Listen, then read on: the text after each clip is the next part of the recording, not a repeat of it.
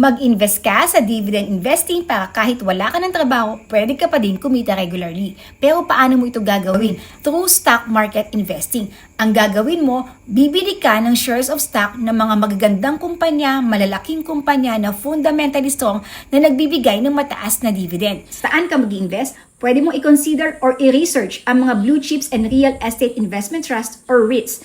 Paano mo ito gagawin? Kailangan mo muna mag-open ng account sa Philippine Stock Market. Ang website na pupuntahan mo ay Philippine Stock Exchange. Dahil nandyan ang listahan ng mga blue chips and REITs na nagbibigay ng cash dividend.